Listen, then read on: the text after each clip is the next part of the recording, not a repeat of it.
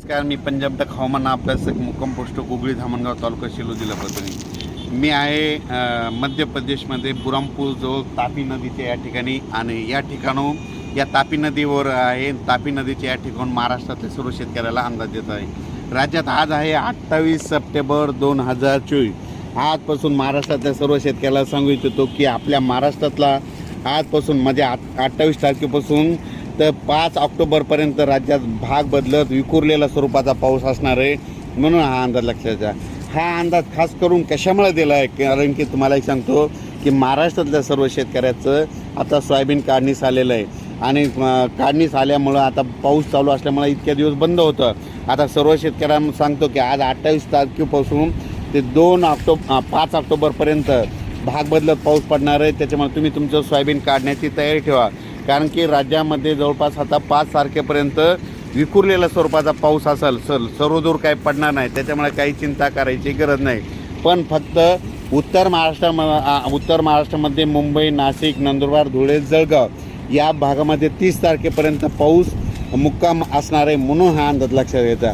कारण की त्याच्यानंतर 1 तारखेनंतर उत्तर महाराष्ट्राकडे सूर्यदर्शन होणार आहे, त्यांनी देखील खास करून अंदाज घ्यायचा आणि सोयाबीनचं नियोजन करायचं। पण राज्यात सांगायचं झालं तर आज 28 ऑक्टोबरपासून तर 5 ऑक्टोबर दरम्यान सर्व शेतकऱ्यांनी आपली सोयाबीन काढा। आणि काढत असताना तुम्हाला एक माहीत असं म्हणून सांगतो कशी काढायची, की आज समजा आज सोयाबीन काढायची, आजच्या दिवस तिला ऊन भेटते आणि उद्या दुपारी 12-1 वाजेपर्यंत ऊन द्यायचं आणि 1च्या नंतर लगेच उचलायची आणि लगेच वळी लावून ठेवा। असं केल्याच्यानंतर तुमची सोयाबीनची वळी खराब होणार नाही आणि चांगलं सोयाबीन तुमचं निघेल, म्हणून हे अंदाज लक्षात घ्यायचा।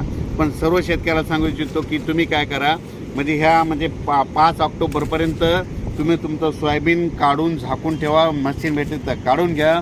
कारण की राज्यामध्ये 6 ऑक्टोबर, 7 ऑक्टोबर, 8 ऑक्टोबर, 9 ऑक्टोबर दरम्यान परत एकदा पाऊस येणार आहे, म्हणून हा अंदाज लक्षात घ्यायचा।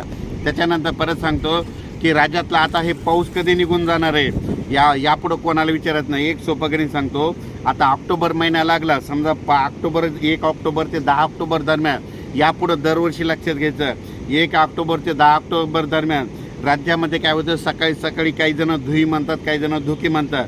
धुई येते आणि धुई आल्याच्या नंतर आपल्या पिकावर, आपल्या कापसावर, केळीच्या झाडावर असे जाळे पडतात, त्याला जाळे धुई म्हणतात। जाळे धुई आल्याच्या नंतर राज्यामध्ये जाळे धुई निसर्ग सांगतो की जाळे धुई आल्याच्या नंतर तिथून पुढे कंप्लीट 12 दिवसांनी पाऊस परतून जाणार आहे, असं संकेत ते जाळे धुई शेतकऱ्यांना निसर्गरूपी देते, म्हणून हा अंदाज लक्षात द्यायचा।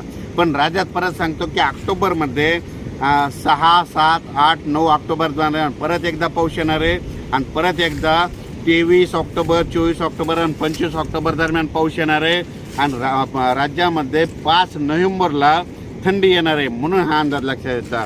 अचानक वातावरणात बदल झाला तर लगेच एक मेसेज दिला जाईल। पण सर्व शेतकऱ्याला सांगतो की आजपासून राज्यातला पाऊस विखुरलेल्या स्वरूपात पडणार आहे, सर्वदूर पडणार नाही, म्हणून हा अंदाज लक्षात द्यायचा। अर्ध्या तासाचा, 22 मिनिटाचा, 25 मिनिटाचा असाच पावसाचं स्वरूप असेल, जोराचा पाऊस येईल, वारा सुटेल, हा अंदाज लक्षात घ्यायचा। अचानक वातावरणात बदल झाला तर लगेच एक मेसेज दिला जाईल, तुम्ही तुमचं सोयाबीनचं नियोजन करा। धन्यवाद।